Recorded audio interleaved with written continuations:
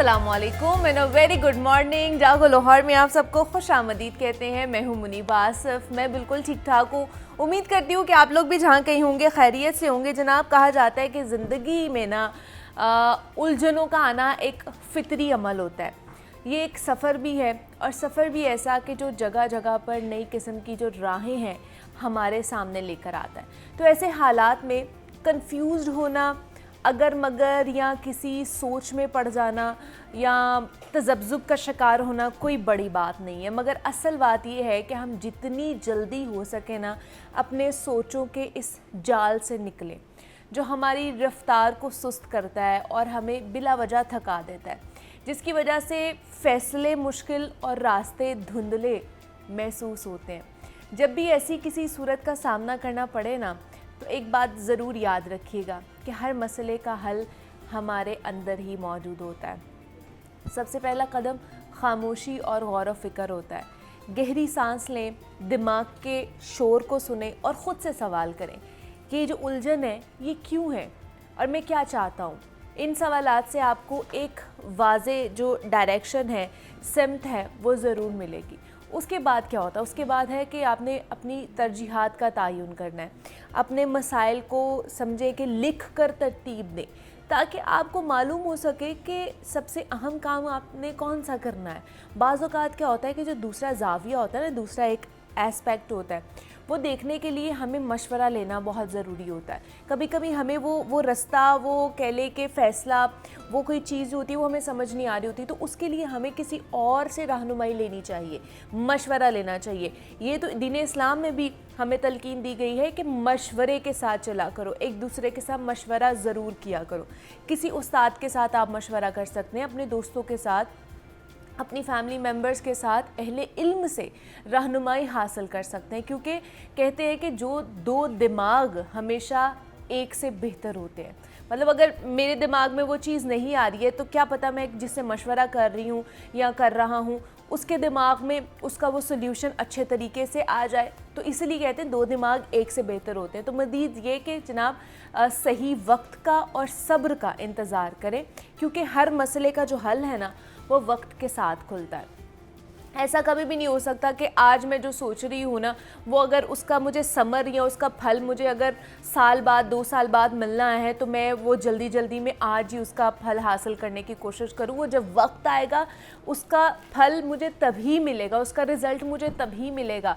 उससे पहले कभी भी मैं जितनी मर्ज़ी जिद्दोजहद कर लूँ, जितनी मर्ज़ी ख्वाहिश कर लूँ या जितनी मर्ज़ी कह ले कि मैं कोशिश कर लूँ, वो कभी भी मेरे सामने नहीं आ सकता। जैसे कि मौलाना रूमी ने भी फरमाया था कि सब्र करो कि कायनात के हर फूल को खिलने में वक्त लगता है। तो आखिर में ये मत भूलें कि मुस्बत अमल और यकीन के साथ छोटे छोटे इक़दामात उठाना, ये स्टेप्स लेना ज़िंदगी को कभी रुकने नहीं देता और हमें आहिस्ता आहिस्ता सफ़र में आगे को वो धकेलता रहता है। अब अमल जो है ना वो उलझन से निकलने का एक बेहतरीन तरीका होता है। तो हिकमत, सब्र और अमल के साथ ज़िंदगी की उलझनों का मुकाबला करें और हर अंधेरे के बाद रोशनी ज़रूर आती है। जैसे रोज़ाना अंधेरा होता है ना, सूरज गुरूब होता है, लेकिन हमें ये उम्मीद ज़रूर होती है कि सुबह जो है ना वो सूरज ज़रूर निकलेगा, सूरज ज़रूर तलू होगा, नई रोशनी की किरणें हमें देखने को मिलेंगी, हमें सूरज देखने को मिलेगा। उसके साथ एक नई नवीद, हमें एक नया जो दिन होता है ना वो हमें नई नवीद लेकर आ रहा होता है कि आपके पास एक और नए दिन की अपॉर्चुनिटीज़ है कि आप नया कुछ कर सकते हैं। तो इसलिए हमेशा अपने दिन का आगाज़ अच्छे तरीके से किया करें और ये हमेशा याद रखा करें कि अगर कोई चीज़, कोई मसला हो गया है ना तो उसके ऊपर रोना धोना नहीं है, उसको छोड़कर आगे बढ़ने की कोशिश करनी है। समझे कि वो एक अंधेरा था, आपकी ज़िंदगी का अंधेरा जो गुजर गया है, अब आपने रोशनी की तलाश में आगे निकलना है।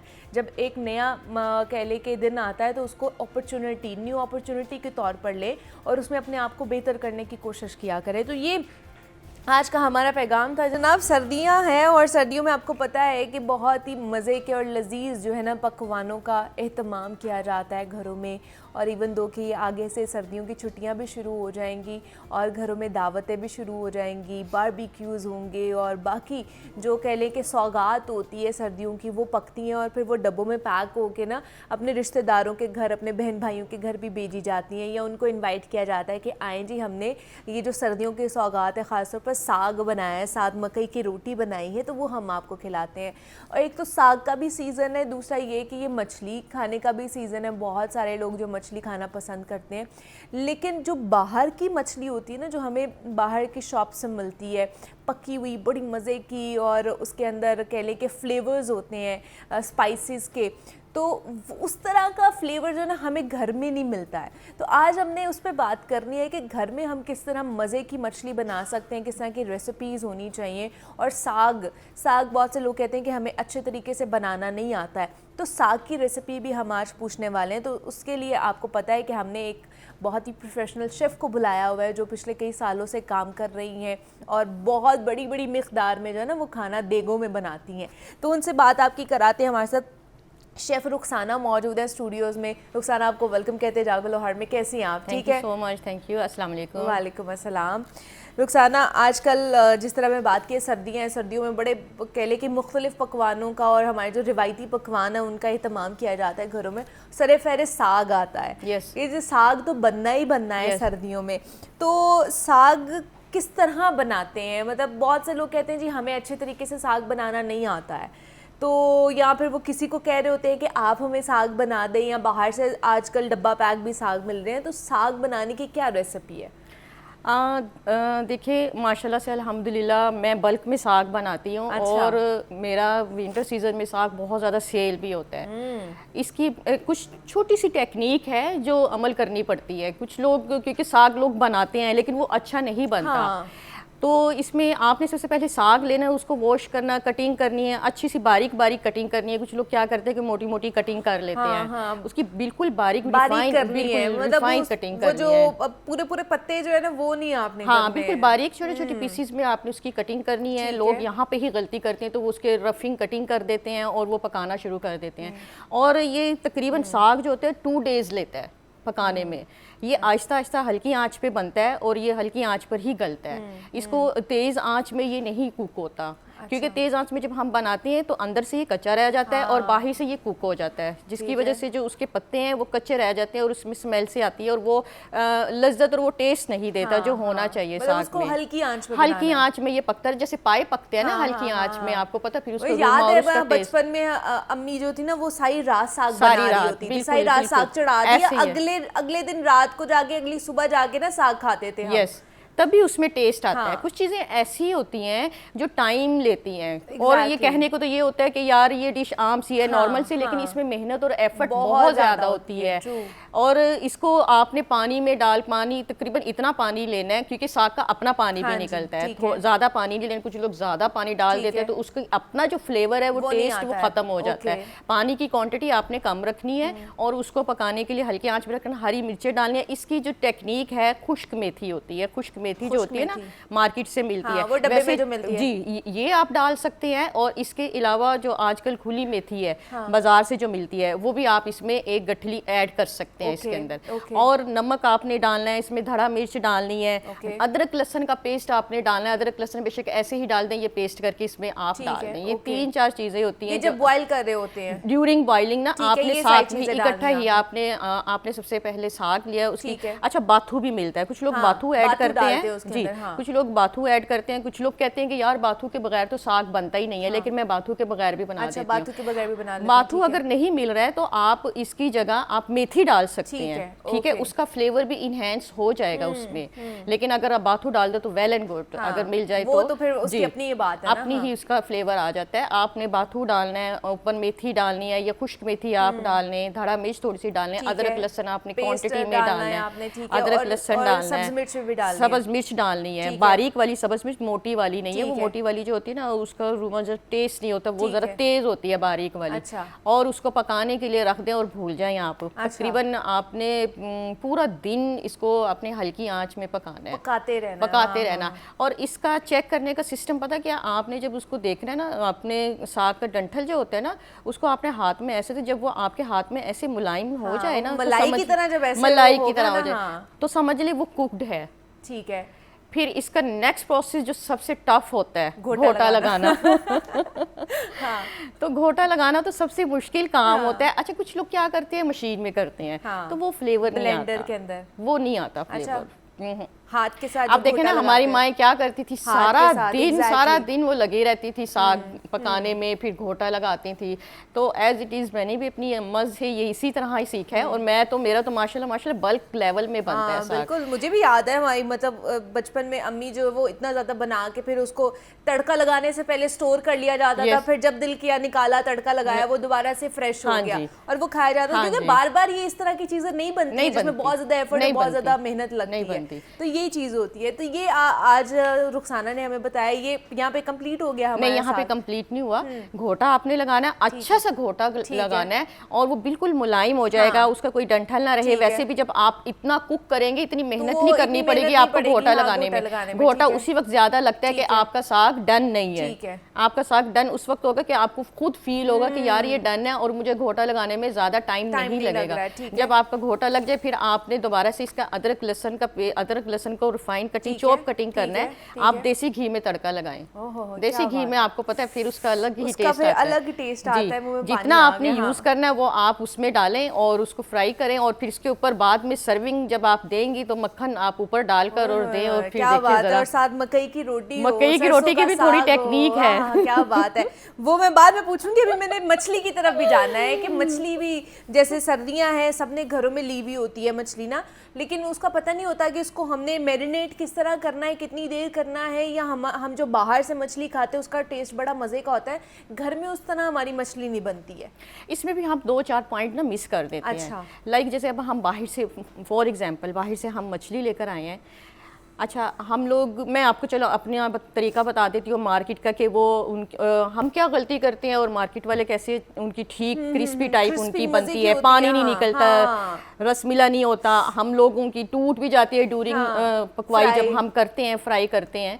अच्छा, हम लोग जो है ना, मछली आपने लेकर आनी है, उसमें उसको वॉश करना है। ड्यूरिंग वॉश जो है पानी में आपने अदरक लहसुन का पेस्ट, अजवाइन, ये आपने इसको लगाकर रख देना है पहले। अच्छा, ठीक है, अलहदा से। वॉश करने के बाद, वॉश करने से पहले। अच्छा, वॉश करने से पहले। हाँ, फिर इसके बाद आपने उसको अच्छा सा वॉश करना है। अच्छा, फिर वॉश करने के बाद उसको रख देना ताकि इसका सारा पानी निकल जाए। हम लोग क्या करते हैं, हम लोग पानी नहीं निकालते। इसका मेन यही से ही स्टार्टिंग पॉइंट यही से ही हो जाता है कि इसका पानी नहीं निकलता। इसको आपने थोड़ी देर के लिए ड्राई करने के लिए रखना है। जब आपको पता है कि ये ड्राई हो जाए, फिर आपने इसमें मसाले भी ड्राई ही लगाने हैं।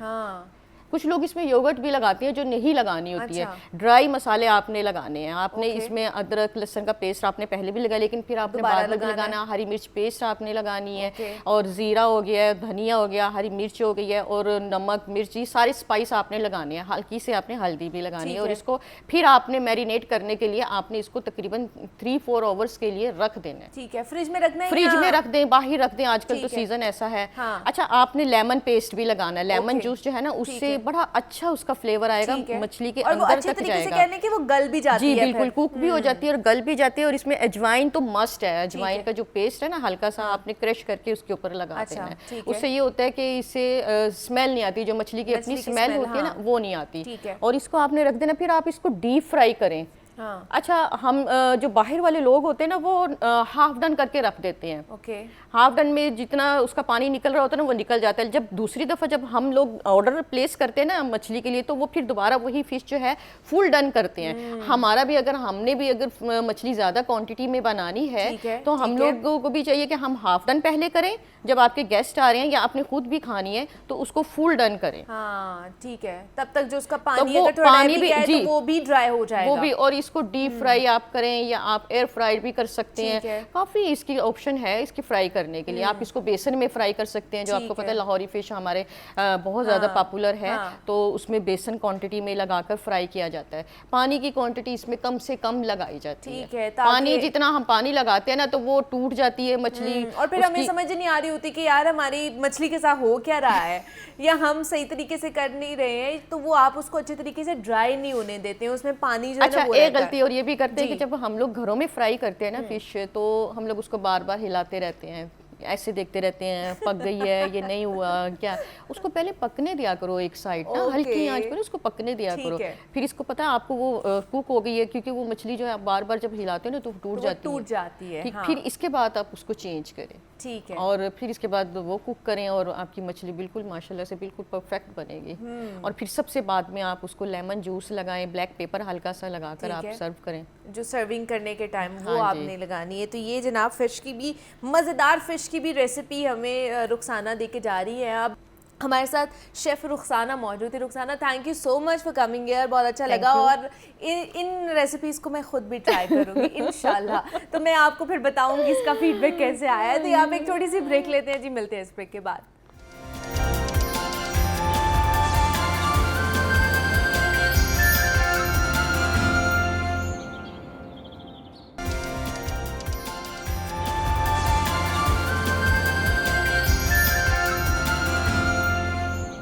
वेलकम बैक टू जागो लाहौर। जनाब, अब कुछ बात कर लेते हैं घरों की तामीर के हवाले से, क्योंकि ये कहा जाता है ख़ास तौर पर कि घरों की तामीर में बहुत, जब आप तामीर करवा रहे होते हैं, कंस्ट्रक्शन जब हो रही होती है, तो उसमें कुछ ना कुछ बुनियादी उसूल हैं, बुनियादी चीज़ें हैं जिनका ख्याल रखना चाहिए।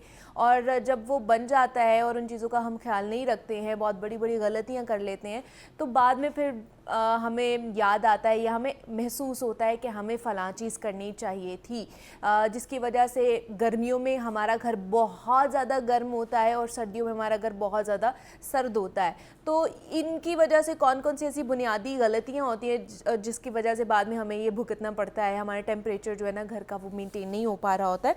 तो इस पर हमने आज बात करनी है, और इस पर बात करने के लिए सिकंदर इकबाल सिविल इंजीनियर हैं, उनसे हमने बात करनी है, उनसे आपकी मुलाकात कराते हैं। सिकंदर, आपको वेलकम कहते हैं जागो लाहौर में। सिकंदर साहब, ये जो घरों में जो चंद बुनियादी गलतियाँ हैं, जो लापरवाहियाँ हम कर जाते हैं, ख़ासतौर पर जब हमने किसी प्रोफेशनल को हायर नहीं किया होता, हम खुद से ही घर तामीर कर रहे होते हैं, तो तब ये बहुत बड़ी बड़ी गलतियाँ, उनमें कौन कौन सी चीज़ें आ जाती हैं? जिस तरह आपने जिक्र किया इंसुलेशन का, थर्मल इंसुलेशन जो है वो आपको डुअल बेनिफिट देती है। अच्छा। आपको गर्मियों में आपके घरों को, आपके बिल्डिंग को ठंडा रखती है, और सर्दियों में आपको गर्म रखती है घर को। तो इसलिए थर्मल इंसुलेशन बहुत इंपॉर्टेंट है। हम देखते हैं कि हम किसी हद तक छतों में तो इंसुलेशन करते हैं, लेकिन हम दीवारों में इंसुलेशन नहीं करते। तो दीवारों की इंसुलेशन भी बहुत इंपॉर्टेंट है, जो कि अगर आप उस स्टेज पे देखें कंस्ट्रक्शन के टाइम पे, तो वो बहुत ज़्यादा कॉस्ट उसकी नहीं है। अगर आप दीवारों के अंदर थर्मोपोर शीट ऐड कर लें, थर्मोपोर से आप इस तरह उसका अंदाज़ा लगा लें उसकी इफेक्टिवनेस का, कि हमारे जो फ्रिज होते हैं उसके दीवारों में भी थर्मोपोर होता है, तो कितना डिफरेंस मेंटेन रखता है टेम्परेचर का अंदर और बाहर का। ठीक है। इसी तरह अगर अपने वॉल्स को भी इसी तरीके से आप थर्मोपोर ऐड करके उसको इंसुलेट कर लेंगे, तो आपको अच्छा खासा जो है ना वो डिफरेंस मेंटेन होगा टेम्परेचर का बाहर से और अंदर से। लेकिन हम उसको नहीं करते, और हम बाद में जो ऑपरेशनल कॉस्ट हैं वो लगा रहे होते हैं इन्वर्टर की शक्ल में, हीटर्स की शक्ल में, फिर वो उसकी वजह से भारी भरकम जो बिल हैं वो हमें अदा करने पड़े होते हैं। तो सिकंदर, अब तो जिनका बन गया है, अब वो तो बेचारे कुछ नहीं कर सकते हैं, वो तो इंसुलेशन नहीं कर सकते हैं। जिन्होंने अभी बनाना है वो सोच सकते हैं कि वो ये सारी चीज़ें कर ले। अब जिनका घर बन गया हुआ है वो क्या कर सकते हैं? वो कर्टन्स का इफेक्टिवली यूज़ कर सकते हैं। अच्छा। कर्टन्स बहुत इंपॉर्टेंट चीज़ है। आप कोशिश करें कि कर्टन जब आप लगाते हैं तो डबल रॉड इस्तेमाल करें। ओके। डबल रॉड ये होगा कि आपका 2 कर्टन के लेयर्स हों, एक आपका लाइट कर्टन हो, शेयर कर्टन हो, कॉटन का, लिनन का, लाइट फैब्रिक हो, और उसके बैक एंड पे आपका एक जो है ना हैवी आपका कर्टन हो। तो दिन के टाइम आप ये करें कि दिन के टाइम आपको सर्दियों में चाहिए कि आप चाह रहे हैं कि सनलाइट अंदर आए कमरों के अंदर ना, तो आप अपने जो हैवी कर्टन है उसको आप पीछे कर सकते हैं, और आपके लाइट कर्टन जो है ना वो आपका सनलाइट को अंदर आने देगा और आपको वार्मथ मिलेगी कमरे के अंदर। और फिर हम ये चाहते हैं कि शाम के टाइम हमारी जो हीट अंदर आई है कमरे के अंदर वो अंदर स्टोर रहे, हाँ। वो बाहर ना निकले। तो शाम को आप क्या कर सकते हैं, अपने बड़े जो हैवी कर्टन है उनको आप आगे कर दें, विंडोज़ के आगे कवर कर लें उनको, ताकि उनकी हीट जो है ना वो अंदर ही ट्रैप रहे और वो बाहर जो है ना वो ना निकले। तो एक ये आपका इफेक्टिव वे है, और ये गर्मियों में भी आपको फ़ायदा देगा। ठीक है, जो लाइट कर्टन आपका है वो गर्मियों में भी आप उसको यूज़ करें, और हैवी कर्टन जो है ना वो आपको इंसुलेशन दिन के टाइम प्रोवाइड करेगा। जब आपको दोपहर के टाइम आप हैवी कर्टन आगे कर देंगे तो आपको जो स्कॉचिंग हीट होगी उससे आप बच सकेंगे। उसका डुअल बेनिफिट है। दूसरा ये आप कर सकते हैं कि आपकी जो विंडोज़ हैं, जो लार्ज विंडोज़ हैं, आप वहाँ पर कुछ डेसिडुअस ट्रीज़ आप लगाएं। अच्छा। डेसिडुअस ट्रीज़ वो ट्रीज़ होते हैं जो कि गर्मियों में आपको बड़ा अच्छा साया देते हैं, बड़े घने होते हैं, बड़े उसके पत्ते होते हैं उसके अंदर। जैसे आपका नीम का दरख्त है, शीशम का दरख्त है, अमलतास है, शहतूत का दरख्त है, ये सारे आपको गर्मियों में आपको पत्ते देंगे और सर्दियों में इनके पत्ते झड़ जाते हैं। तो आपकी जो विंडोज़ के आगे जब ये लगे होंगे गर्मियों में तो वो साया देंगे, आपको शेड देंगे, और सर्दियों में जो है वो आपको सनलाइट को अंदर आने देंगे। इसी तरीके से आपके विंडोज़ के ऊपर शेड बहुत इंपॉर्टेंट होते हैं। अच्छा। शेड्स का ये रोल होता है कि गर्मियों में चूंकि आपका जो सूरज का पाथ होता है वो थोड़ा सा ऊपर से होकर जा रहा होता है, ठीक है, मशरिक से मगरिब की तरफ जब वो जाता है तो थोड़ा सा उसका ऊपर से गुजरता है, तो वो सन शेड जो होता है वो उसको उसकी सन रेज को ब्रेक करता है, वो अंदर नहीं आने देता उसको। और सर्दियों में ये होता है कि सन का पाथ थोड़ा सा नीचे से होकर जाता है, साउथ की तरफ से जाता है, नीचे से होता है, तो वो फिर आपकी सन रेज को अंदर आने देता है। तो ये सन शेड यूज करें, आप बाहर प्लांट्स यूज करें, ट्रीज यूज करें, जैसे उन्होंने कहा कर्टन यूज करें। इसके अलावा फिर आप अंदर इंडोर में आप रग्स यूज करें।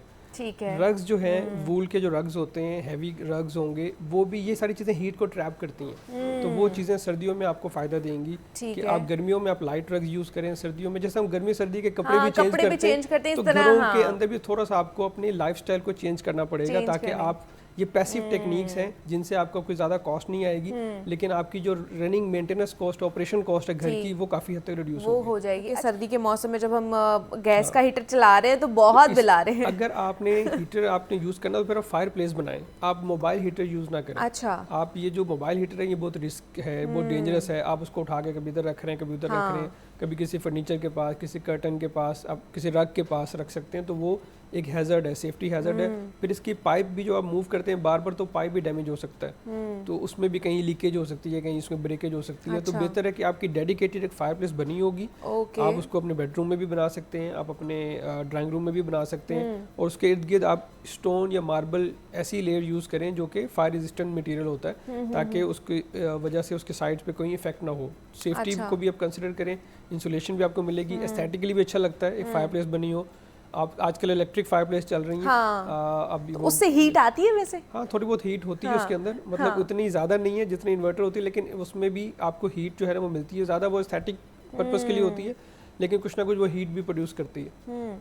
तो ये तो जो घर बन गया कि उसमें दोबारा से बना सकते हैं? हाँ, बनाई जा सकती है, इसमें कोई इतना मुश्किल नहीं है। आपको किसी एक दीवार आपने सेलेक्ट करके उसके अंदर आप इसको ऐड कर सकते हैं, ऐड ऑन कर सकते हैं, इंस्टॉल करवा सकते हैं, वो भी किसी प्रोफेशनल से। आपने खुद नहीं हर चीज़ कर लेनी है। जब खुद करते हैं तो फिर उसके बाद आपको पता है कि वो जो जिन चीज़ों को हाईलाइट हम कर रहे हैं, जिन गलतियों को हाईलाइट कर रहे हैं, वो फिर आपसे हो जाती है, आपको पता नहीं चल रहा होता कि आपने बनानी कैसी है और किस तरह करनी है। लास्टली क्या कॉमेंट करेंगे, क्या पैगाम देंगे? यही है कि आप सबसे ज़्यादा जो चीज़ आपके कंट्रोल में है वो डिज़ाइन स्टेज पे है।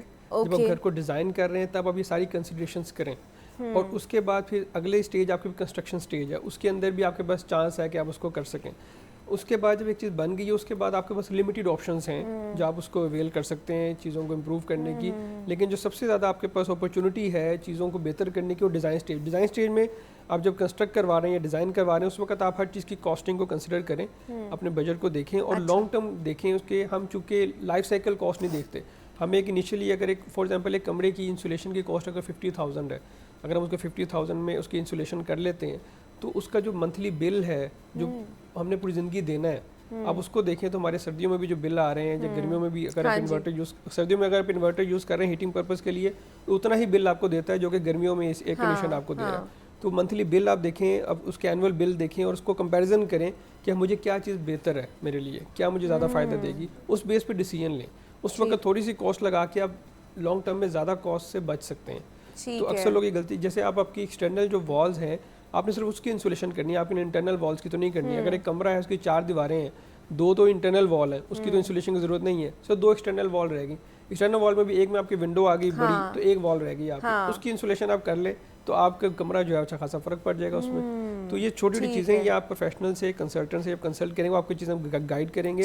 दूसरा हमारे यहाँ ये होता है कि हम कोशिश करते हैं, खासतौर पर छोटे घरों में हमने देखा है कि लोग कोशिश करते हैं कि मैक्सिमम एरिया कवर्ड करें, कोई ओपन स्पेसिस नहीं छोड़ते।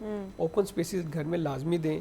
आपके अगर साइड पे गली नहीं दे सकते, पैसेज नहीं दे सकते, कोई पैशू दें घर के अंदर, आपको लाइट भी मिलेगी, सनलाइट भी मिलेगी, वेंटिलेशन भी होगी। वो चीज़ें आपको दोनों सीजन्स में आपको फायदे देंगी। घरों को बंद ना करें बिल्कुल, ज़्यादा एरिया कवर करने के लिए, घरों को ज़्यादा ऑक्यूपाई करने के लिए बंद करने ना करें, थोड़ा सा ओपन एरियाज घर के अंदर लाजमी दें, वो भी देना चाहिए। ठीक है जी, हमारे साथ सिकंदर इकबाल सिविल इंजीनियर हैं, वो हमारे साथ मौजूद थे और हम आज बात कर रहे थे कि जनाब घरों की जब कंस्ट्रक्शन कर रहे होते हैं, जब घर बन रहा होता है तो उसमें हम कौन सी बुनियादी गलतियाँ करते हैं जिसकी वजह से गर्मियों में हमारा घर जो है हमें बहुत ज़्यादा तपता हुआ जो है ना महसूस होता है, गर्म महसूस होता है, और सर्दियों में बहुत ठंडा घर होता है। तो उसके हवाले से हमने बात की है। तो Sikandar, thank you so much for coming here. जनाब अब हम बात कर लेते हैं लाहौर के एक और इदारे के हवाले से, लेस्को के हवाले से, क्योंकि साल 2024 ख़त्म होने को है और इस साल ख़ास तौर पर जो कारकर्दगी रही है, ईयरली परफॉर्मेंस रही है जो लेस्को की ख़ास करके, तो वो कैसी रही है? लोगों को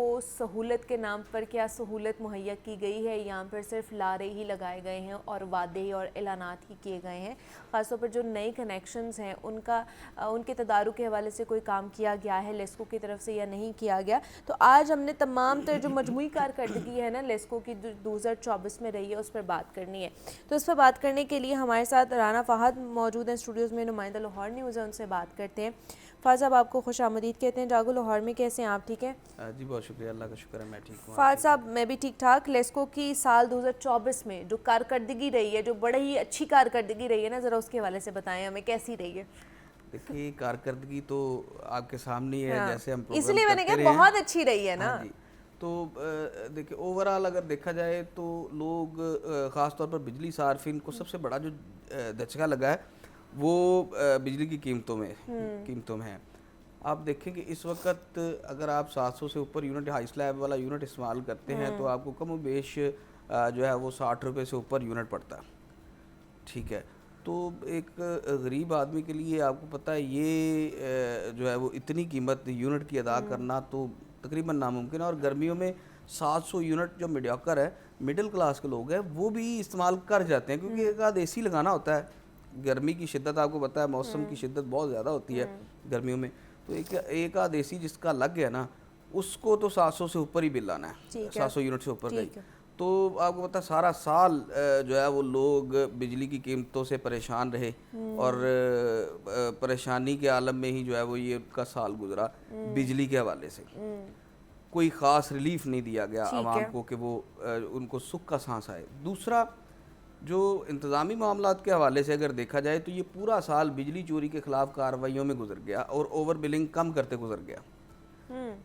बिजली चोरों के ख़िलाफ़ कार्रवाइयाँ जो है वो सितंबर 2023 से शुरू हुई थी और आज तक जो है वो जारी हैं। और रोज़ाना की बुनियाद पर जो अदादोशुमार हैं, जो इदारा अदादोशुमार अपना इनके अदादोशुमार है वो देते हैं, उसके मुताबिक रोज़ाना की बुनियाद पर 500 से 600, 550, 450 इतने बिजली चोर रोज़ाना की बुनियाद पर पकड़े जा रहे हैं। अच्छा, ठीक है। और उसके बावजूद अभी तक रेशो वही है, रेशो कम नहीं हुई। इन एक साल तीन माह के दौरान रेशो में कोई वो नहीं है, कमी नहीं आई। आप रोज़ाना उतने ही बिजली चोर पकड़े जा रहे हैं। इस वजह से कि जो सही में बिजली और बड़ी बहुत ज़्यादा मिकदार में बिजली चोरी कर रहे हैं उनको नहीं पकड़ा जा रहा, और एक आम शख्स जो जिसका मीटर ख़राब है और उसने डायरेक्ट लाइन लगाई है उसको पकड़ के उसके ऊपर FIR की जा रही है। जो बड़ी मगरमच्छ है उन्हें पकड़ा नहीं जा रहा। वो भी बहुत ऐसे भी वाक़यात बहुत हुए हैं कि जिनका मीटर ख़राब था और उनको जो है वो प्रोटेक्शन बिल चार्ज कर दिया गया, उन पे FIR कर दी गई। और ज़्यादा मसला ये है कि जो ख़ास तौर पर ऐसे इलाके जो देही इलाके हैं, जो अब ये बॉर्डर पट्टी आप देख लें, उसके बाद लाहौर के बॉर्डर एरिया, बागमानपुरा में वो गए हैं करने, चेक करने गए हैं तो उनको मारा पीटा गया है। बागबानपुरा में ये तीसरा वाकया हो चुका है इसी साल में कि लेस्को के अमले को मारा गया। और थर्ड सर्कल में भी जो है वो ये मामला बहुत ज़्यादा हैं। ईस्टर्न सर्कल में बहुत ज़्यादा मामलात हैं कि वहाँ पर बासर बिजली चोरों के खिलाफ तो कार्रवाइयाँ, पूरे लेस्को में आप इतनी देखेंगे बड़ी बड़ी 62 इंडस्ट्रीज हैं जो कि बिजली चोरी हाँ जी, कर रही हैं। तो इसलिए एक तो दूसरा इसमें फैक्टर ये भी है कि जो लेस्को के अपने मुलाजिम हैं वो बहुत से मामलात में इन्वॉल्व हैं। अच्छा, तो उनके खिलाफ भी जो है वो कार्रवाइयाँ तो की गई हैं, मगर उस तरह की कार्रवाइयाँ नहीं की गई कि उसमें ये ऐसा डर एक बैठ जाए उन पे कि वो बिजली चोरी का से हाथ उठा लें। तीसरी सबसे बड़ी इसकी वजह यह है कि जो हमारे इदारे हैं, जैसे FIA की अगर मैं बात करूं, तो FIA की जो कंपेन थी ओवर बिलिंग के खिलाफ ही रही, बिजली चोरों के खिलाफ FIA की कंपेन देखने में नहीं आई। सही। बिजली बेसिकली FIA का एक टास्क भी ये होना चाहिए था कि वो बिजली चोरों के खिलाफ कार्रवाइयां करे और बाअसर बिजली चोरों के खिलाफ हाँ, बिल्कुल ऐसे ही है। FIA क्योंकि कार्रवाइयां ज्यादातर करे। नुकसान तो वो पहुंचा रहे हैं हाँ ना जी। जो मगर- ज्यादा मिकदार में बिजली चोरी कर रहे मगर हैं। हुआ क्या, FIA सिर्फ इदारे के पीछे ही यानी कि रही। ओवर बिलिंग भी एक बहुत बड़ा फैक्टर था। अब देखिए जब ओवर बिलिंग पर काबू पाया गया तो उसके बाद लेस्को के लॉसेस बढ़ गए। बिजली चोरी की सही समझ उस वक्त लगी जब ओवर बिलिंग पे काबू आया। अच्छा, ठीक है। उसकी वजह ये हुई कि ये जो वो चला लेते थे एक इसकी टोपी उसके सर घुमा देते थे। अच्छा, लाइन बिजली लॉसेस चोरी का जो हुई, मामला आ जाता लॉसेस था। को कम करने के लिए ओवर बिलिंग कर लेते थे और वो सारा एक जो है ना वो अदादो शुमार का गोरख धंधा शुरू कर देते थे। उसमें बिजली चोरी की शरह रुक जाती थी, पता नहीं चलता था इदारों को भी और खास तौर पर हुकूमत को भी, वफाकी हुकूमत को भी बिजली चोरी का असल डाटा नहीं चले पहुंचाया अब जाता तो था। अगर चले लाइन लॉसेस का मसला भी खत्म हो गया तो अब अब तो देखें- पता ना कि बिजली चोरी हो रही है और अब अच्छी देखिए- खासी हो रही है। अब लॉसेस की शरह ये है कि एक माह किसी माह 15% लॉसेस इंक्रीज हो रहे हैं, किसी माह 20% इंक्रीज हो रहे हैं, किसी माह 10, किसी इस तरह लॉसेस जो हैं वो इंक्रीज हुए और लेस्को को बल्कि वफाकी हुकूमत को उसका इतना नुकसान हुआ कि आप सोच नहीं सकती, अरबों रुपए का नुकसान हुआ ये। तो वो तो अभी भी हो रहा है। हाँ जी, जो अभी भी चलता है। इसी तक 43 करोड़ रुपए का वो जो है वो नुकसान ये हुआ है। फंड्स की किल्लत है या पैसे नहीं है, किस कोई वजह से किल्लत ये नहीं है, प्रोक्योरमेंट कोई नहीं हो किल्लत रही नहीं है। लेस्को एक अमीर अदारा है इस तो हवाले फिर- से। तो फिर ठीक क्यों है? नहीं खरीदारी मगर हो रही बस है? नहीं खरीदी गई, Priority लेट नहीं की है। प्रायोरिटी नहीं है अवाम उन्होंने की। तो कहा जी उन्होंने वफाकी हुकूमत ने मना किया है कि नए कनेक्शंस नहीं लगने हैं। देखिए नहीं, वो तो गैस के न्यू कनेक्शन नहीं लगने, बिजली के वफाकी हुकूमत ने कहाँ से मना कर दिया? बिजली के वफाकी हुकूमत ने कोई नहीं मना तो किया। ये इनकी अपनी ही है ये मर्जी है कि अपनी अपनी ही तरजीहात में मर्जी नहीं है। है कि हमने अगर प्रोक्योरमेंट नहीं वफाकी करनी हुकूमत है। ने मना किया होता तो DN जारी ना करते ना। मैं अगर फर्ज करें मैं 10,000 रुपये अपना मीटर की सिंगल फेज मीटर की कॉस्ट जमा करवा चुका हूँ, तो मैं 3 माह से जो है वो खबार हो रहा हूँ मेरा मीटर क्यों नहीं लग रहा, मेरा मीटर लगाएं। मेरा नेपरा रूल है कि 20 दिन के अंदर अंदर 15 दिन के अंदर अंदर मीटर लगना चाहिए। तो ये 2 से 3 माह हो जाते हैं बहुत से लोगों के जिनके मीटर नहीं लग रहे। और इसका मसला सिर्फ प्रोक्योरमेंट का है कि प्रोक्योरमेंट ही नहीं की जा सकी वक्त पर। अगर वक्त पर प्रोक्योरमेंट की जाती तो ये मीटर का शॉर्टफॉल होता ही ना, बैकलॉग इतना बनता ही ना। तो इसका अल्टीमेटली नुकसान लोगों को उनको हुआ है जिनके मीटर खराब है। उनको होता गया, एक तो उसका मीटर खराब हो गया, दूसरा उनको एवरेज बिलिंग चार्ज की जाती जाएगी। ठीक है, उसके बाद जो है वो उसको एवरेज भी हाई कंजम्पशन जो पिछले साल उसने सबसे ज़्यादा इस्तेमाल किया हुआ उस हिसाब से जो है वो उसको कई लोग वो एवरेज डाल रहे हैं या पिछले साल की दिसंबर के हिसाब से। अगर दिसंबर में मीटर खराब हुआ तो पिछले साल दिसंबर के हिसाब से एवरेज बिल चार्ज करना उन्होंने। दूसरा उसके साथ क्या करना है, जब उसका मीटर चेंज होना है, MCO हो जाना है, तो फिर उसको ब्रेकअप यूनिट भी डाल देना है।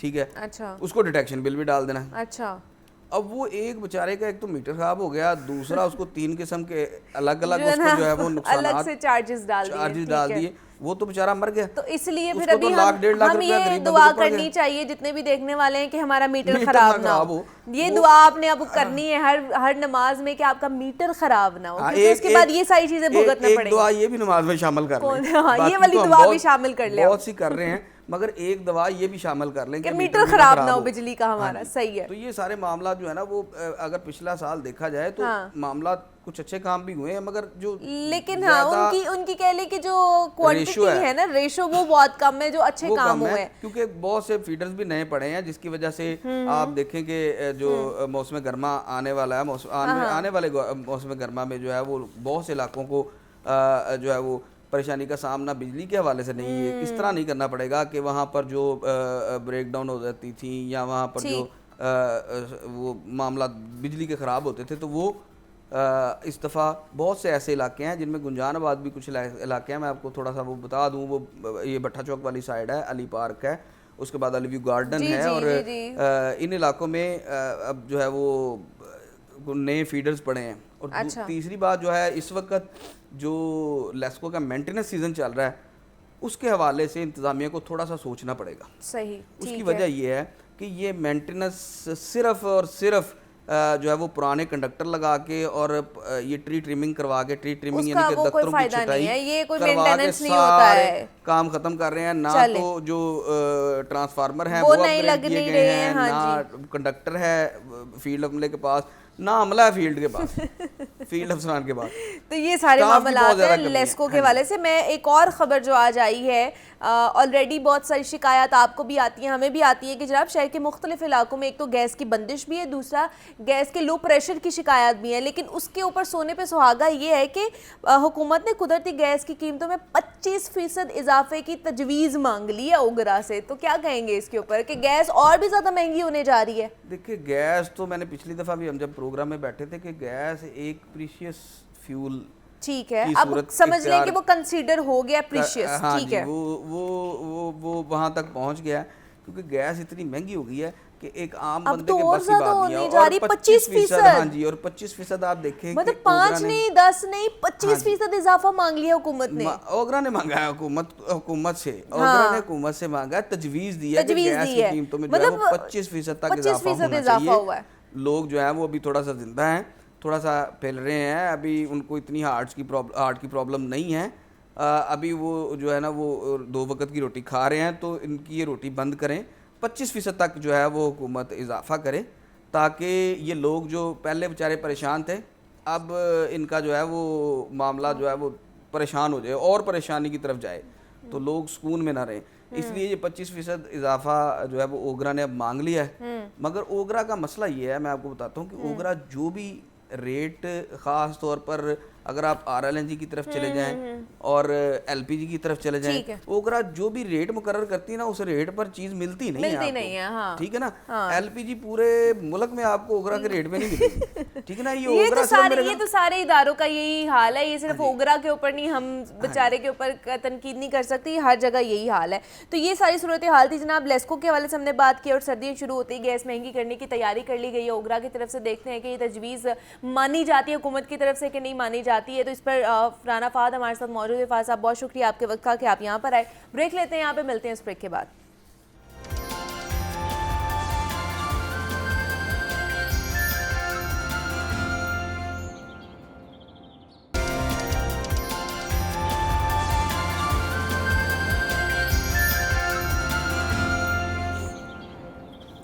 वेलकम बैक टू जागो लाहौर। जनाब, ख़ानदानी निज़ाम हमारे मुआशरे की बुनियाद है और इसकी बदौलत नस्लों की तरबियत और अखलाकी इक़दार परवान भी चढ़ती है।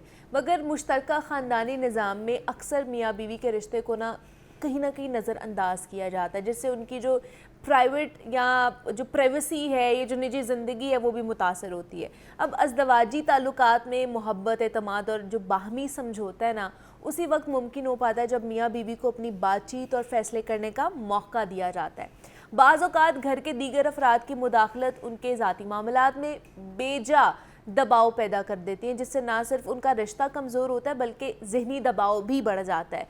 तो मियाँ बीवी के लिए अलग वक्त और खुलूस का हसूल एक फ़ितरी ज़रूरत भी है, ताकि वो अपनी ज़िंदगी के जो अहम फ़ैसले हैं ना, वो बाहमी मशवरे से ले सके।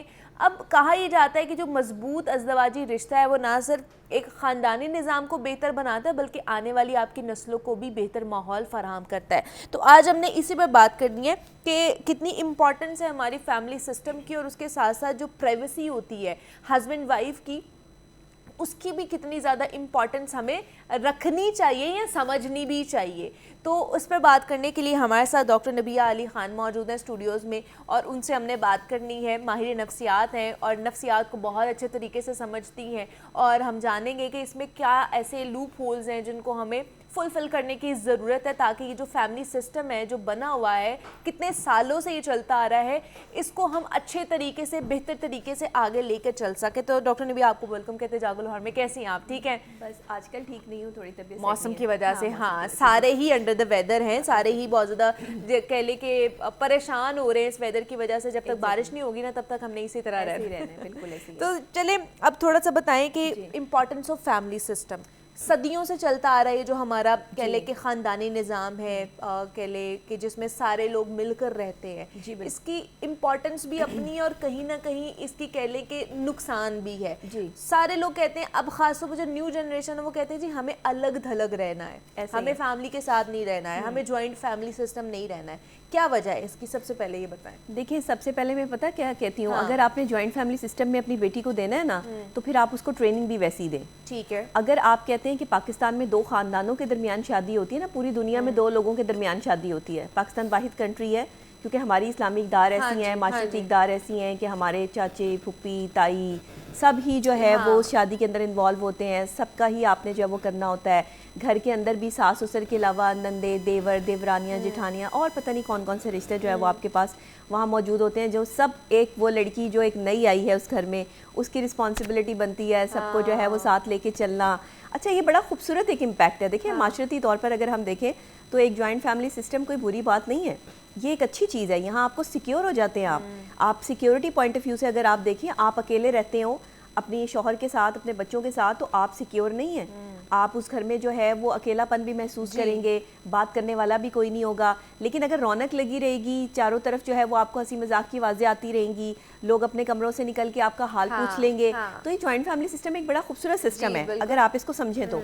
लेकिन प्रॉब्लम ये आ रही है कि आज की जो न्यू जनरेशन है ना, वो इस चीज़ को नहीं समझती। अच्छा, उनके लिए privacy is very important thing, मियाँ बीवी की प्राइवेसी। तो और वो कहते हैं कि खानदानी निज़ाम है जो जॉइंट फैमिली सिस्टम है, उसमें हमें नहीं प्राइवेसी मिलती, हमारी प्राइवेसी इन्वेड होती है, वो होती हमारे है। पास टाइम नहीं, हमें एक दूसरे के लिए टाइम नहीं मिलता। अच्छा, नहीं मिलता, ये वो सही कहते हैं। अच्छा, ये मेरे पास भी जब केसेस आते हैं तो यही रोला होता है यही प्रॉब्लम आ रही होती है। वो ख़वातीन जो है वो अपने शौहर को सिर्फ इस वजह से छोड़ना चाह रही होती हैं, ये शौहर जो है वो अपनी ख़वातीन को, अपनी बीवियों को ये समझाना चाह रहे होते हैं कि डॉक्टर साहब इसको ये समझाएं कि मेरे घर में जो मेरी वालदा हैं, जो मेरे घर वाले हैं, ये उनके साथ थोड़ा सा इंटरेक्शन रखिए, उनके साथ बातचीत किया करें, उनके साथ बैठा करें।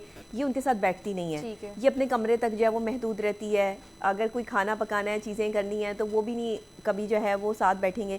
अच्छा, उनका मौक़िफ़ ये होता है कि जी जब मैं किसी खाने में जो है वो इन्वॉल्व होने की कोशिश करती हूँ या कुछ अपने हाथ से बनाने की कोशिश करती हूँ, तो मुझे 100 तरह के मसाइल का सामना करना पड़ता है। और आगे से जो है वो सास भी और कभी कभार जो बड़ी जेठानियाँ वगैरह होती हैं वो भी कि नहीं तुम रहने दो, तुम अच्छा नहीं बनाती, हम खुद बना लेंगे, तो वो किचन तक घुसने भी नहीं देती। तो वो ये मेंटली डिस्टर्बेंस इस कदर क्रिएट हो जाती है। देखिए, यहाँ जहाँ जॉइंट फैमिली सिस्टम की आप बात करते हैं ना, वहाँ सबको अपना अपना किरदार अदा करना है। ठीक है। वहाँ साइकोलॉजिकली आपको दूसरे बंदे को स्पेस देनी है। ठीक है। आपने दूसरे की का भी एहतराम करना है। मियाँ बीवी एक ऐसा रिश्ता है कि जिसमें आपने ये नहीं देखना कि शौहर आने वाला है तो बीवी ने लिपस्टिक लगा ली, बीवी तैयार हो गई, आज इसने कौन से कपड़े पहने हैं, आज तो बड़ी जो है वो तैयार हुई है, आज तो इसने बड़ा कुछ किया है, आज तो लगता है शौहर को ज़्यादा ही अट्रैक्ट करने की। ये वाली जो बातें हैं ना, ये हमारे माशरे में बहुत ज़्यादा पनप रही हैं, जिसकी वजह से एक जो नई नवेली दुल्हन होती है या एक वो लड़की जो किसी के घर आई है शादी करके, बहू है उस घर की, वो मेंटली डिस्टर्बेंस रहती है, वो डिस्टर्बेंस में क्रिएट हो जाती है ना, उसके पूरे माहौल जो है वो ख़राब हो जाता है आपका। अगर आप चाहते हैं कि आपका माहौल अच्छा रहे तो नए शादीशुदा जोड़े को, मियाँ बीवी को स्पेस दें, अच्छा वक्त दें। उनके कमरे के बाहर ना 24 घंटे जो है वो खड़े रहें कि अब कब बाहर निकलेंगे, कब उठेंगे, अब ये इतनी देर जो है वो सो रहे हैं। इवन इंतज़ार हो रहा होता है कि जो है वो नई दुल्हन है तो जी देखें जी 10 बजे तक सो रही है, 11 बजे तक सो रही है। देखिए, फिर आप प्राइवेसी का टाइम दें, वरना जॉइंट फैमिली सिस्टम इसी तरह नाकाम होता रहेगा और लोग जो है वो माँ बाप को, अपने रिश्तों को छोड़कर जो वो अलग होते रहेंगे। नहीं है डॉक्टर नबिया कि हम इसमें एक्सटेंडेड फैमिली होती है उसको इतना ज़्यादा नहीं कह सकते, इसमें जो इम्पोर्टेंट रोल होता है वो हस्बैंड का होता है। जी बिल्कुल होता है। उसने दोनों चीज़ों को लेकर चलना है, बिकॉज कह ले कि वो ब्रिज होता है जी, इस साइड का भी और उस साइड का भी। आप लोग सब ना मर्द पे डाल दें हर चीज़ मैं ये कहती हूँ कि मर्दों को बेचारों को जो है वो, हाँ जी शौहर का होता है ये रोल, शौहर ने करना होता है, बीवी को जो है वो सारी प्रोटेक्शन शौहर ने दिलवानी होती है। वो एक नया बंदा आया ना घर में। हाँ मैं मानती हूँ, आप बिल्कुल ठीक है, शौहर ने करना होता है, तो शौहर को भी तो रिलीफ चाहिए, उस बेचारे को भी तो क्या मियाँ बीवी आपस में भी एक दूसरे को स्पेस नहीं कह पा रहा, अपने रिश्ते को भी नहीं कह पा रहा, भाई बहन को भी नहीं कह पा रहा। अब वो जैसे ही सुबह होती है वैसे ही सारे जो है वो उस कमरे में बैठते हैं, आते हैं, जाते हैं, एक रौनक लग जाती है। देखिए अगर आप सो के भी उठे हैं, आपको भी नाश्ता करना है, कपड़े चेंज करने हैं, वट आपके बहुत सारे मसाइल और चीज़ें हैं, ये मसले मेरे पास इस तरह के आते हैं। देखिए कहने को ये छोटे छोटे मसाइल हैं, लेकिन ये इतने क्रिटिक हो जाते हैं, जहनी तौर पर इतना मफलूज कर देते हैं, टूट जाते हैं। हाँ, जहनी तौर पे इतना मफलूज कर देते हैं एक खातून को कि वो जॉइंट फैमिली सिस्टम में रहना नहीं चाहती है। अच्छा, फिर शौहर जितना मर्जी अच्छा हो, शौहर के घर वाले जितने मर्जी अच्छे हों, जब आप किसी की लाइफ में, पर्सनल लाइफ में इंटरफेरेंस करेंगे ना, वो बंदा वहाँ पर सर्वाइव नहीं कर पाएगा। वो बंदा मेंटली उस चीज़ को जो है वो एक्सेप्ट नहीं कर पाएगा। आपकी हर चीज़ अगर बंटवारे पे होगी कि आपकी जो है वो ड्रेसिंग टेबल से लेके और डाइनिंग टेबल तक हर चीज़ आपको जो है वो बांटनी पड़ रही है और आपको आदत नहीं है, या तो फिर मैं माँ बाप को कहती हूँ ना कि बेटियों की तरबियत ऐसी करके भेजें कि उनको बताएं कि जो है वो आपने किस तरीके से, आपने शेयरिंग इज़ केयरिंग, ये वाला जो फार्मूला हम बच्चों को बताते हैं ना, ये जवान लड़कियों को भी बताएं कि अगर आप आगे अपनी कोई चीज़ लेके जा रही हैं, आपकी ही उम्र की कोई आगे जो है वो आपकी नंद है या कोई आगे भाभी है, देवरानी कोई भी है, तो उसके साथ फिर शेयरिंग केयरिंग का भी अमल रखें ना, ये उसको सिखाएं, क्योंकि अगर उसने नहीं सीखा होगा तो वो उस घर में नहीं रह पाएगी। ये तरबियत है, आपने अपनी बेटी को बताना है इन सब चीज़ों की तरबियत। अच्छा, जो लड़कियां करती हैं वो भी शिकायतें करती हैं कि हम खुश नहीं हैं, हम जो मर्जी कर लें, तरफ यही है क्या, ज्वाइंट फैमिली सिस्टम में हमारी प्राइवेसी डिस्टर्ब है। हाँ। इससे इसका सिर्फ एक ही हल है कि जो ज्वाइंट फैमिली सिस्टम में सास होती है ना, वो भी कभी बहू थी, वो भी कभी बहू बनकर आई, हाँ, सास भी कभी बहू थी है, तो वो कभी जो है वो बहू बनकर आई है ना उस घर में, तो उसको वो उसे चाहिए कि जो उसके साथ हुआ है ना वो कम से कम अपनी बहू के साथ ना होने दे।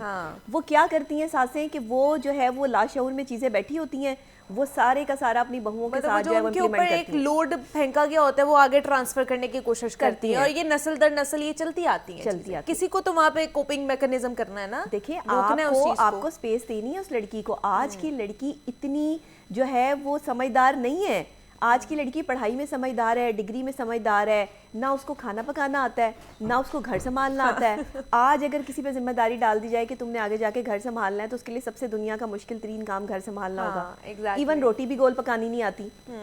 तो मुझे बताएं ना, जब आपको ये सारे काम नहीं आते, वो मैदे तक उतरने का रास्ता शौहर के और रिश्तेदारों को खुश करने के मामलात, क्योंकि जब भी किसी नई लड़की की शादी होती है तो उससे एक्सपेक्टेशन बहुत लगा ली जाती हैं, ये इतने इतने खाने बनाएगी। तो क्या ये एक्सपेक्टेशंस ठीक है? गलत है, बिल्कुल गलत है। आप नौकरानी तो नहीं लेकर आ रहे, आप कोई काम वाली तो नहीं ढूंढ के ला रहे। आपको लड़की भी खूबसूरत चाहिए, बाल भी लंबे होने चाहिए, आंखें बड़ी बड़ी झील जैसी होनी चाहिए, होंठ भी खूबसूरत और कलर भी फेयर होना चाहिए, और फिर आप उसको ला के जो है वो किचन में घुसा देते हैं। ठीक है कि चलो अब खाना भी पका के जो है वो दिखाओ, अब जो है वो प्रेजेंटेशन जो है वो टेबल पे भी लगाओ। ऐसे नहीं होता, ये नहीं होता। आप या तो फिर अपने काम जो है वो नौकरानियों पे डालें, और अगर नहीं तो फिर आप जो है वो ऐसी बहू लेकर आए जो इस सारे काम पहले से जानती हो। बाद में लड़ाई झगड़े डालने, बाद में जो है वो टेंशन क्रिएट करनी और दूसरे की प्राइवेसी डिस्टर्ब करनी, वो गलत बात है। मियाँ बीवी को आप कम से कम 1 साल तक स्पेस दें, 1 साल तक उनकी जिंदगी में इंटरफेरेंस मत करें, उनको अपनी जिंदगी जीने दें।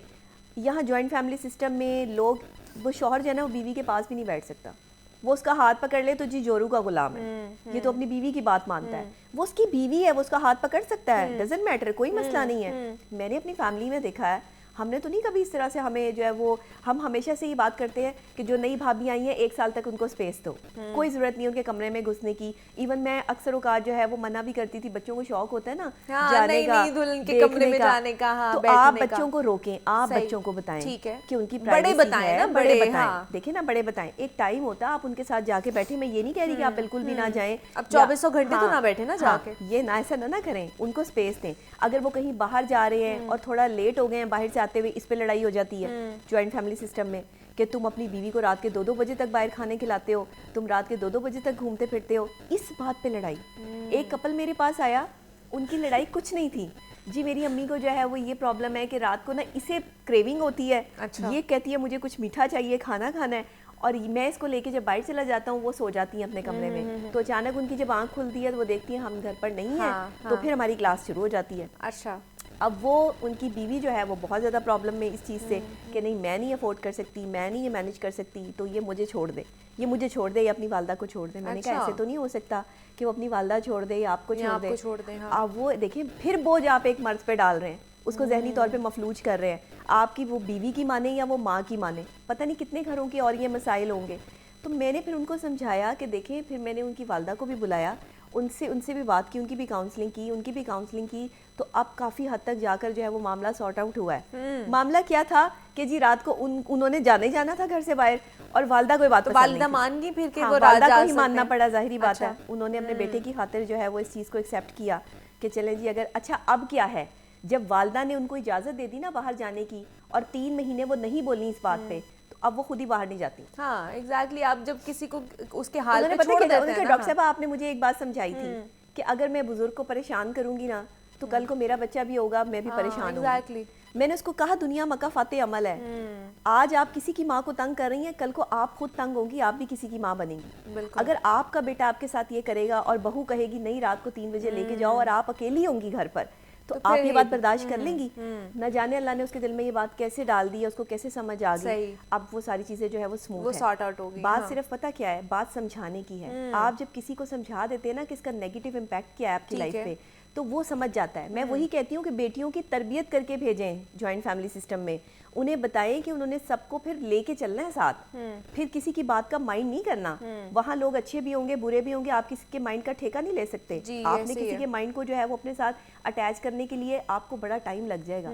1 साल लगेगा मियाँ को समझने में, और 3 साल लगेंगे ससुराल वालों को समझने के लिए। हाँ। मेरे से आप शर्त लगा लेंगे, जो 6 महीने वाली बात करते हैं ना कि 6 महीने में नहीं ससुराल की होता समझ आ जाएगी। नो, बिल्कुल नहीं आप होता। समझ सकते। अच्छा दूसरा डॉक्टर ने भी मुझे ये बताइए कि अक्सर जो ख़वातीन ख़ास तौर पर ये डिमांड करती हुई नज़र आती हैं, या ये एक उनका सेंटेंस होता है कि अगर लव मैरिज हुई हुई है तो शादी से पहले तो तुमने ये सारी चीज़ें की थी, अब शादी के बाद तुम बदल गए हो, तुम्हें मेरी कदर नहीं रही है।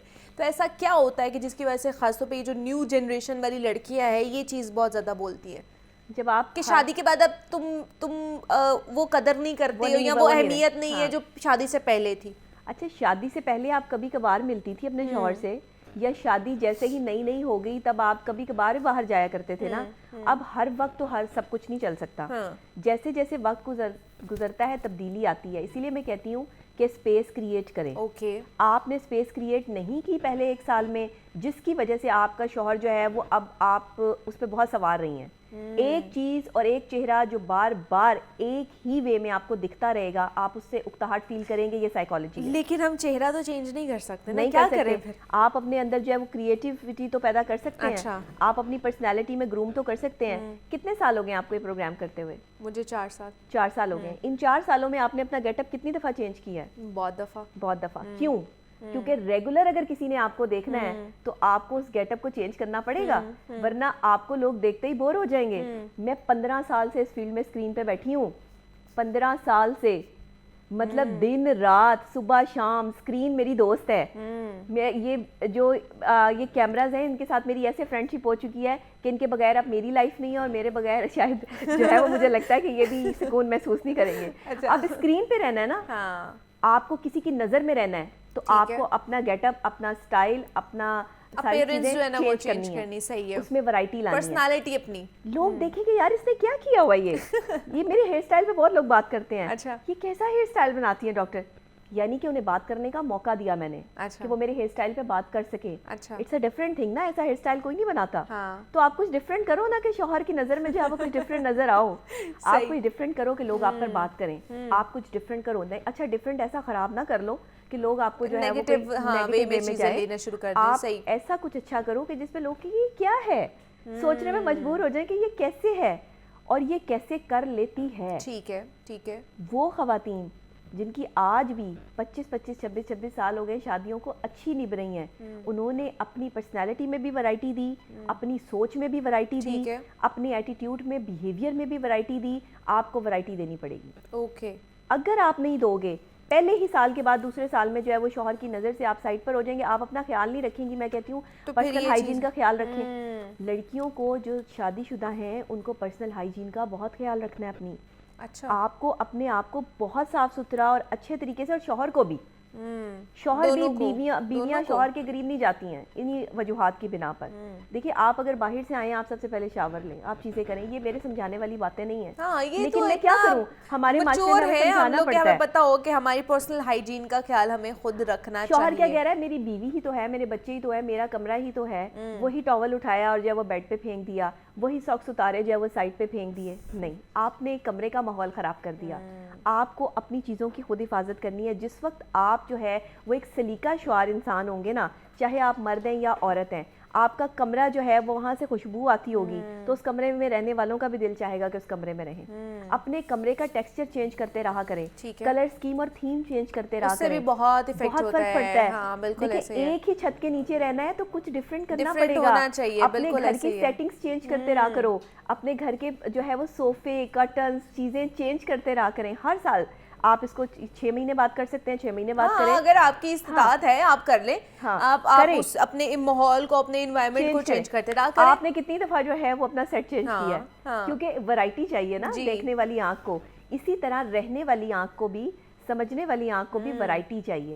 एक ही चीज देख देख के इंसान बोर हो जाता है, ये साइकोलॉजी है, ये नफ्सियात तो है। इसको जो है ना थोड़ा सा वैरायटी लेके आना है। कलर्स में लेकर आए। लास्ट कुछ सेकंड चल रहे, मुझे बताइए कि अगर मियाँ बीवी के दरमियान तल्ख कलामी हो जाती है, बहस और तकरार हो जाती है, तो उसमें क्या करना है? फटाफट इसका जवाब मुझे। अच्छा देखिए, अगर बहस और तकरार हो जाती है तो किसी एक को खामोशी इख्तियार करनी ठीक है, चाहिए। ठीक है। अगर आप दोनों ही लड़ना शुरू हो जाएंगे तो मामला खराब हो जाएगा। और तीसरे किसी बंदे को उस वक्त जो है वो बीच में मुदाखलत इंटरफेरेंस नहीं नहीं करनी, नहीं करनी। चाहे आप उस जो है वो उस लड़ाई में कितनी ही शिद्दत आप देख रहे हैं, कोई बड़ा आके ये कह सकता है कि भाई तुम लोग बहस नहीं करो या खामोश हो जाओ, या किसी एक को वहां से आप ले जाएं ठीक है अपने साथ। ठीक है। लेकिन वहां खड़े होके बहसों मुबाइसे में शिरकत करनी और उस बहस का हिस्सा बनना, ये काम बड़े भी ना करें। ठीक और है। आप भी कोशिश करें कि अगर शौहर गुस्से में है तो बीवी खामोश हो जाए, बीवी गुस्से में है तो शौहर खामोश हो वो जाए। खामोश हो जाए। तो जनाब आज हमारा बड़ा ही अच्छा सेशन रहा है कि हमने इंपॉर्टेंस ऑफ फैमिली सिस्टम और ख़ासतौर पर जो प्राइवेसी इन्वेड हो रही होती है वो किस तरह इन्वेड होती है और किस तरह प्रोवाइड की जा सकती है हस्बैंड वाइफ को, उसके ऊपर हमने बात की है। डॉक्टर नबिया अली खान हमारे साथ मौजूद है। डॉक्टर नबिया, thank you so much for coming है। इसी नोट पर मुझे इजाज़त दीजिए, अपना ख्याल रखिएगा। अल्लाह हाफिज़।